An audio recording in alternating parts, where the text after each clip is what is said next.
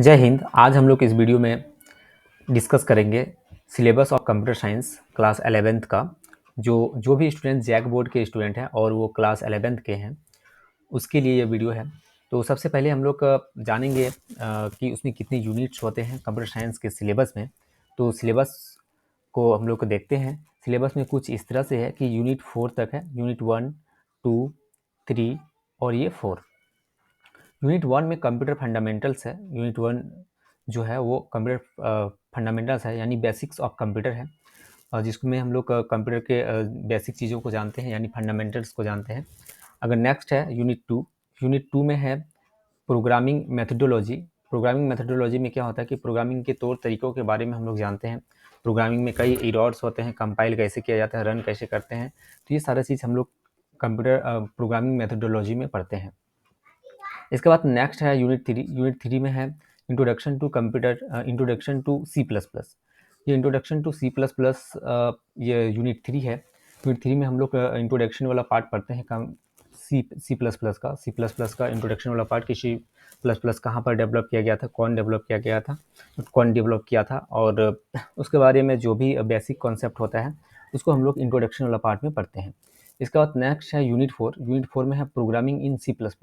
इसमें हम लोग प्रोग्रामिंग करते हैं, और प्रोग्रामिंग जो भी मतलब प्रोग्रामिंग होता है, छोटे छोटे प्रोग्रामिंग को, जैसे सम ऑफ 2 नंबर, कोई मैसेज को प्रिंट करना हो या वैल्यू को इंटरचेंज करना हो, तो ये सब प्रोग्रामिंग के बारे में हम लोग प्रोग्रामिंग यहाँ पर हम लोग सीखते हैं यूनिट 4 में। तो इस तरह से ये 4 यूनिट है। और अगर हम लोग बात करें कि इसके मार्क्स का, तो मार्क्स कुछ इस तरह से होता है कि थ्योरी मार्क्स जो होता है वो टोटल 70 मार्क्स का होता है, और प्रैक्टिकल मार्क्स जो होता है वो 30 मार्क्स का होता है। 30 मार्क्स में जो प्रोजेक्ट आप बनाते हैं, और वो उस प्रोजेक्ट में आपको मिलता है 30 मार्क्स का प्रैक्टिकल जो कॉलेज में होता है। और थ्योरी जो होता है, थ्योरी वाला एग्जाम जो होता है वो 70 मार्क्स का होता है। तो कुछ इस तरह से आपका ये सिलेबस है कंप्यूटर साइंस का क्लास 11th जैक बोर्ड के लिए। अगर हम बात करें कि इसमें कंप्यूटर फंडामेंटल्स में इसमें टॉपिक्स क्या है, इसमें बहुत ही बेसिक चीज़ है। इसमें टॉपिक्स जो है कुछ इस तरह से है। अगर हम लोग बात करें तो ये इसमें classification of computers, basics of the computer system, basics of the computer system इस इट्स ऑपरेशन, यानी कि उसके फंक्शंस के बारे में हम लोग को मतलब जानते हैं, और functional components and their interconnection, यानी कि जो भी डिवाइसेस कनेक्टेड रहते हैं कंप्यूटर से उसके बारे में हम सीखते हैं, उसके बारे में जानते हैं। और कॉन्सेप्ट ऑफ बूटिंग, यानी कंप्यूटर को स्टार्ट करने के प्रोसेस को ही बूटिंग कहते हैं, उस बूटिंग के बारे में हम लोग जानते हैं। इसके बाद अगर हम लोग बात करें नेक्स्ट टॉपिक जो है, तो वो सॉफ्टवेयर कॉन्सेप्ट से है। सॉफ्टवेयर क्या होता है, सॉफ्टवेयर कितनी टाइप्स के होते हैं, how many types of software, और सिस्टम सॉफ्टवेयर क्या होता है, ऑपरेटिंग सिस्टम क्या होता है, ये सारे मतलब सारा टॉपिक है इसमें, जिसको हम लोग बेहतरीन तरीके से पढ़ते हैं। इसको मतलब कंप्यूटर साइंस में हम लोग पढ़ते हैं। और इसके बाद ओपन सोर्स कॉन्सेप्ट भी होता है। ओपन सोर्स यानी ओपन सोर्स सॉफ्टवेयर क्या होता है, फ्रीवेयर क्या होता है, शेयरवेयर क्या होता है। और तो इस तरह से हम लोग बहुत सारा जो टॉपिक है, ये कुछ इस तरह से ये टॉपिक है फंडामेंटल्स ऑफ कंप्यूटर में। एप्लीकेशन सॉफ्टवेयर को भी हम लोग पढ़ते हैं, और यहाँ पर नंबर सिस्टम भी होता है। नंबर सिस्टम भी है फंडामेंटल्स ऑफ कंप्यूटर में। और यहाँ पर देखें तो internal storage and encoding of the characters, यानी कि इसमें ये आस्की वैल्यू के बारे में हम लोग पढ़ते हैं। यूनिकोड होता है, ठीक है, ये सारा चीज़ हम लोग पढ़ते हैं। माइक्रो प्रोसेसर भी होता है, माइक्रो प्रोसेसर भी एक टॉपिक है फंडामेंटल्स ऑफ कंप्यूटर में, जिसको हम लोग पढ़ते हैं। इसके बाद अगर देखें नेक्स्ट, तो ये मेमोरी कॉन्सेप्ट है। मेमोरी कॉन्सेप्ट में हम लोग जानते हैं कि यूनिट्स क्या होते हैं, मेमोरी यूनिट्स, यानी कि ये बाइट्स, किलोबाइट, मेगाबाइट्स, गीगाबाइट, ये होता क्या है, इसके बारे में हम लोग जानते हैं। इसके बाद मेमोरी के टाइप्स को पढ़ते हैं। मेमोरी के टाइप्स में अगर हम लोग बात करें तो प्राइमरी मेमोरी पढ़ते हैं, सेकेंडरी मेमोरी पढ़ते हैं। तो कुछ इस तरह से ये मेमोरी का टाइप्स भी होते हैं। इसमें से इनपुट आउटपुट को कनेक्ट करने के लिए, इनपुट डिवाइस और आउटपुट डिवाइस को कनेक्ट करने के लिए कुछ पोर्ट्स होता है, कुछ कनेक्शंस होता है, उसके बारे में भी हम लोग जानते हैं। अगर देखें तो यूनिट 2 में कुछ इस तरह से है। यूनिट 2 प्रोग्रामिंग मेथडोलॉजी को हम लोग जानते हैं कि प्रोग्रामिंग में क्या होता है कि इसमें बहुत सारा चीज़ होता है, जैसे कि इसमें आइडेंटिफायर्स क्या होता है, कमेंट्स क्या होता है, ठीक है, इंडेंटेशन क्या होता है, डॉक्यूमेंटेशन क्या होता है, प्रोग्रामिंग मेंटेनेंस, और बहुत सारी चीज़ जैसे होता है कि प्रोग्राम को कैसे रन करते हैं, डिबग कैसे करते हैं, सिंटैक्स एरर क्या होता है, रन टाइम एरर्स क्या होता है, लॉजिकल एरर क्या होता है। तो ये सारी कॉन्सेप्ट के बारे में हम लोग प्रोग्रामिंग मेथडोलॉजी में पढ़ते हैं। अगर हम लोग देखें नेक्स्ट, तो प्रॉब्लम सॉल्विंग मेथोडोलॉजी भी हम लोग पढ़ते हैं। प्रॉब्लम सॉल्विंग मेथोडोलॉजी का क्या होता है, ठीक है, इसके बारे में हम लोग पढ़ते हैं। इसके बाद नेक्स्ट अगर देखें तो प्रॉब्लम सॉल्विंग टेक्निक भी हम लोग पढ़ते हैं। प्रॉब्लम सॉल्विंग में हम लोग पढ़ते हैं इंट्रोडक्शन टू एल्गोरिदम्स और फ्लो चार्ट्स, यानी फ्लो चार्ट्स और एल्गोरिदम के बारे में पढ़ते हैं। एल्गोरिदम क्या होता है, एक प्रोसेस होता है प्रोग्राम को एग्जीक्यूट करने का, यानी कि स्टेप बाय स्टेप प्रोसेस होता है प्रोग्राम को एग्जीक्यूट करने का, कोई भी टास्क परफॉर्म करने का, तो उसके बारे में हम लोग पढ़ते हैं, ये एल्गोरिदम होता है। और फ्लो चार्ट क्या होता है, ग्राफिकल रिप्रेजेंटेशन ऑफ एल्गोरिदम, यानी ग्राफिकल रिप्रेजेंटेशन ऑफ एल्गोरिदम को ही हम लोग क्या कहते हैं, फ्लो चार्ट्स कहते हैं।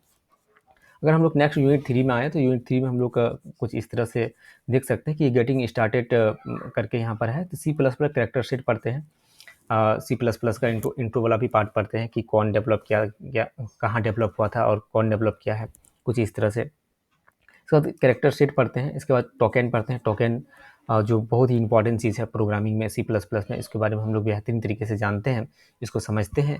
उसके बाद फिर ये क्या है कि structure of C plus plus program, यानी प्रोग्रामिंग का स्ट्रक्चर क्या होगा उसको हम लोग सीखते हैं। इसके बाद हेडर फाइल्स को जानते हैं। IOStream.h ये हेडर फाइल होता है, ठीक है, तो ये हेडर फाइल के बारे में हम लोग जानते हैं। सी आउट, सी इन, ठीक है, तो जितने भी तरह का ये कॉन्सेप्ट होता है इंट्रोडक्शन वाला पार्ट में, वो सारा चीज़ हम लोग सीखते हैं, ठीक है। Error message, execution and use of the editor, जो भी एडिटर होता है, कोई भी कोडिंग को हम लोग किसी न किसी एडिटर में हम लोग टाइप करते हैं, उसको लिखते हैं, इसके बाद वहीं पर एग्जीक्यूट करते हैं।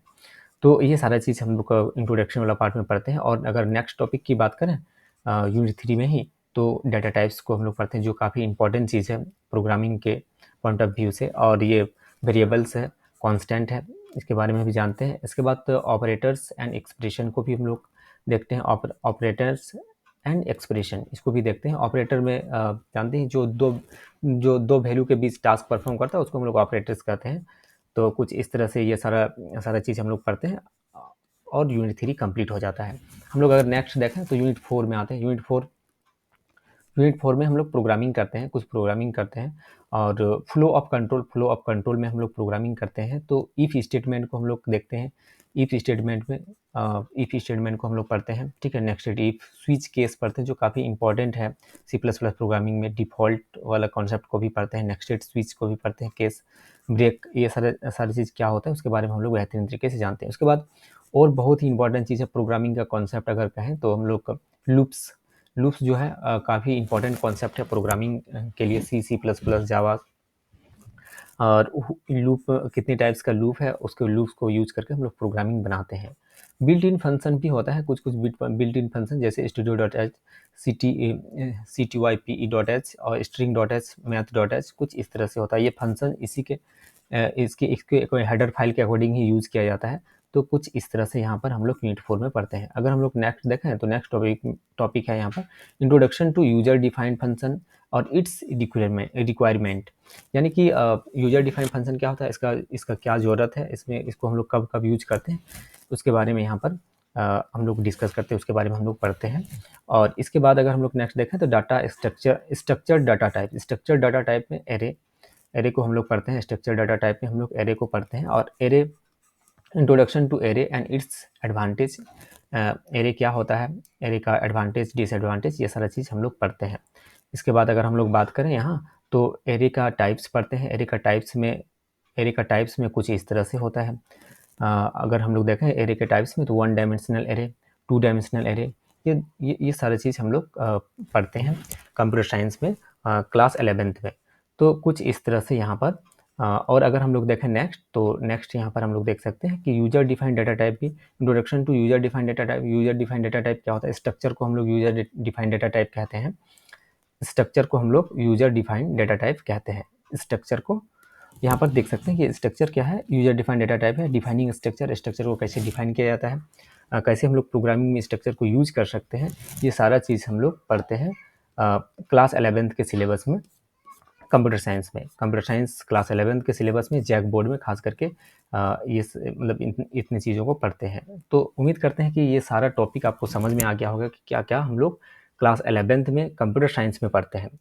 अगर ये क्लास 11 कंप्लीट कर लेते हैं तो उसके बाद 12th में हमको सेम चीज़ तो नहीं पढ़ना पड़ता, इससे थोड़ा एडवांस वाला चीज़ होता है जो क्लास 12 के कंप्यूटर साइंस के सिलेबस में है।